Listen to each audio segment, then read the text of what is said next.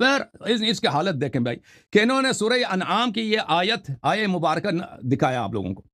اعوذ باللہ من الشیطان الرجیم ان الذین فرقوا دینہم وکانوا شیعا لست منہم شیء. کہا کہ جو لوگوں نے اپنے دین کو میں تفریق کر دیا، فرقے بن گئے، ان کا آپ سے کوئی تعلق نہیں. یہ کہتے ہیں یہ شیعوں کے روافظ کے متعلق ہے. اور بھائی میں اس میں یہاں پہ جو میں آپ کو پیج دکھا رہا ہوں اس میں بہت سارے ترجمے ہیں. یہاں پہ احمد رضا خان بریلوی کا ترجمہ آپ دیکھ لیں. اس کا شیعوں سے کوئی تعلق نہیں ہے. وہ جنہوں نے اپنے دین میں جدا جدا راہیں نکالے اور کئی گروہ ہو گئے، اے محبوب تم ان سے کچھ علاقہ نہیں، ان کا معاملہ وہی اللہ کے حوالے ہے. ٹھیک ہے نا. یہ طاہر قادری صاحب کا ترجمہ دیکھیں. بے شک جن لوگوں نے جدا جدا راہیں نکال کر اپنے دین کو پارا پارا کر دیا اور مختلف فرقوں میں بٹ گئے، آپ کسی چیز میں ان کے ذمہ دار نہیں ہیں. یہ کیا یہ شیعوں کے متعلق نہیں بھائی، یہ آپ لوگوں کے متعلق ہے جنہوں نے دین کو پارا پارا کیا. شیعوں نے اپنے دین کو پارا پارا نہیں کیا بھائی. تم نے اس کی اتباع نہیں کی جس کے رسول پاک صلی اللہ علیہ وسلم نے حکم دے دیا. یہ سنن ترمذی ہے، شاب دار الفکر سنہ 2008 میں چھپی ہے.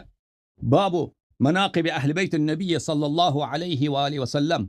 جابر بن عبداللہ کہتے ہیں رأیت رسول اللہ صلی اللہ علیہ وآلہ وسلم فی حجتہ یوم عرفہ وہو علی ناقتہ القصوہ.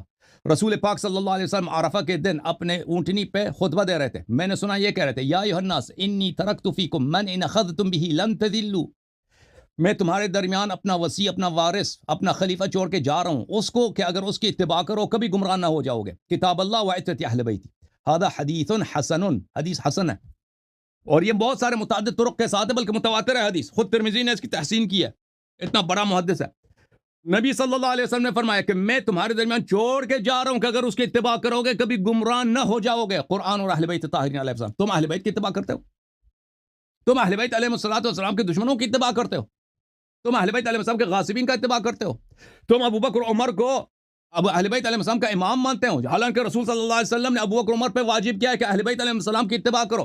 تو یہ جو آیا ہے ان الذین فرقوا دینہم وکانوا شیعا، یہ تمہارے متعلق ہے. تم نے دین کو پارا پارا کیا، گروہ بنا دیا. جس کا پیغمبر صلی اللہ علیہ وسلم نے فرمایا اتباع کرو اس کی تم نے اتباع نہیں کی.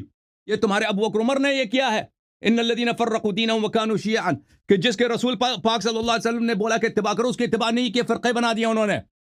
فرقہ تو ہم نے نہیں بنایا ہے، یہ شیعہ کو تو اللہ اور رسول صلی اللہ علیہ وسلم نے بنایا. فرمایا کہ اہل بیت علیہ السلام کی اتباع کرو. اچھا پھر یہ اپنی کتابوں سے موضوع احادیث لے کے آتے ہیں. بھائی میں آپ کی خدمت میں عرض کروں، یہ ابو بکر عمر کی شان میں ان کو پتہ نہیں ہے. ابو بکر عمر کی اگر تم نے کوئی شان بتانا ہے تو شیعہ کتاب سے کوئی حدیث لے، اپنی کتابوں سے ضعیف احادیث پیش کرتا. یہ کتاب الموضوعات ہے عبد الرحمن ابن علی ابن الجوزی کی. ملاحظہ کریں یہاں پر باب فی فضل ابی بکر قد تعصب قوم لا خلاق لهم يدعون التمسك بالسنة فوضعوا لأبي بکر فضائل. ہمارے ایک گروہ ہے کہتے ہیں ہم محدث ہیں، انہوں نے ابو بکر کے متعلق جھوٹی احادیث بنا دی، جھوٹی احادیث بنا دی. اچھا پھر ملاحظہ کریں میں آپ کی خدمت میں، یہ آپ کے اپنے اکابر کہتے ہیں کہ انہوں نے ابو بکر عمر کے متعلق احادیث بنا دیا. اچھا اور میں آپ کی خدمت میں ایک اور دکھاؤں کہ آپ کے اکابر نے یہ شرح نہج البلاغہ لابن ابی الحدید الجزء الحادی عشر، یہاں پر وہ علی ابن المدینی سے روایت کرتے ہیں. علی ابن المدینی سے روایت کرتے ہیں کتاب الاحداث میں کہ معاویہ نے حکم دے دیا اپنے دور حکومت میں. بہت لمبی حدیث ہے، میں اس کو نقل نہیں کر سکتا کیونکہ وقت میرا نہیں ہے، نہیں بنتا. 45 صفحہ نمبر 45 44 پہ اور 46 پہ کہ معاویہ نے حکم دے دیا کہ تم ابو بکر عمر کے فضائل میں حدیث نقل کرو، بناؤ. لوگوں سے کہہ دیا جھوٹی حدیث بنا دو. پیسے انہوں نے بانٹ دیے کہ جو ابو بکر عمر کے فضائل میں حدیث بنائے گا اس کو اتنے پیسے دیے جائیں گے، اس کو دربار سے عطایا مل لے جائیں گے. تو لوگوں نے بہت سارے احادیث بنا دی، یا آپ کے اپنے بڑے محدثین نے علی ابن المدینی نے اپنی کتاب میں لکھا. ٹھیک ہے نا. تو ابو بکر عمر کے فضائل میں جب آپ کے اپنے اکابر نے شہادت دیا ہے کہ ان کے آپ کی خلافت نے انویسٹ کیا ہے کہ ان کے متعلق احادیث بنائے جائیں، تو لازمی بات ہے وہ احادیث تو آپ کے کتب میں کچھ احادیث تو ہوں گی جھوٹی حدیث ان کے فضیلت میں. آپ نے حدیث نقل کیا ان الحق ان اللہ جعل الحق على لسان عمر ان السکینۃ ينطق على لسان عمر، کہ حق جو ہے عمر کے لسان پر ہے اور سکینہ بھی آرامش سکون عمر کے لسان پر ہے. تو بھائی آپ زیادہ جانتے ہیں یا صحابہ جانتے ہیں؟ اور پھر آپ نے کہہ دی یہ جو خیبر میں عمر صاحب بھاگ گئے تھے، فرار کیا تھا، یہ کیونکہ شام کا وقت آ گیا تو یہ بھاگ گئے تھے. کیوں جھوٹ بولتے ہو؟ ایسی حدیث میں ایسا کوئی لفظ ہی نہیں ہے شام کا وقت آ گیا تھا. حدیث کے الفاظ یہ ہیں، یہ مستدرک میں دیکھو، مستدرک کے صحیحین میں حدیث ہے، صفحہ نمبر 298، حدیث نمبر 4395. فجاءوا يجبنونه ويجبنهم، شام کا وقت نہیں ہے.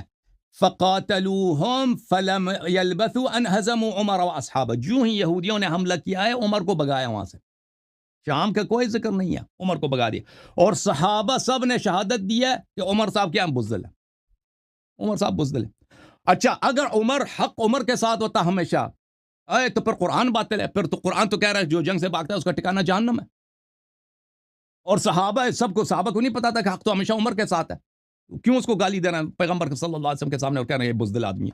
اچھا ملاحظہ کریں. اور پھر حدیث نمبر 4393 ذہبی نے بھی کہہ دیا کہ صحیح ہے. اس میں یہ ہے کہ ابو بکر صاحب نے بھی بعث ابا بکر الى خیبر فصار بالناس وانهزم حتى رجع. ابو بکر بھی یہودیوں سے بھاگ کے آ گئے خیبر میں، تو دونوں بھاگ کے آ گئے. اور اللہ تعالیٰ نے کیا فرمایا کہ جو جنگ سے بھاگ جاتا ہے اس کا ٹھکانہ جہنم ہے بھائی. اور رسول صلی اللہ علیہ وسلم کے سامنے سب صحابہ نے شہادت دی کہ بزدل آدمی ہے. اور نبی صلی اللہ علیہ وسلم نے صحابہ کو نہیں ڈانٹا کہ تم کیوں اس کو کہہ رہے ہو کہ یہ بزدل ہے، بلکہ نبی صلی اللہ علیہ وسلم نے صحابہ کی تائید کی، اس لیے کہ انہوں نے ابو بکر عمر کو کمانڈ سے سپہ سالاری سے ہٹا دیا اور فرمایا کہ کل میں ایک ایسے شخص کو علم دوں گا جو مجھ سے محبت کرتا ہے، میرے رب سے محبت کرتا ہے، اور میں اور میرا رب ان سے محبت کرتے ہیں، اور وہ واپس نہیں آئے گا جب تک خیبر کو فتح نہیں کرے گا. کرارن غیر فرار، وہ کرار ہے، فرار نہیں ہے.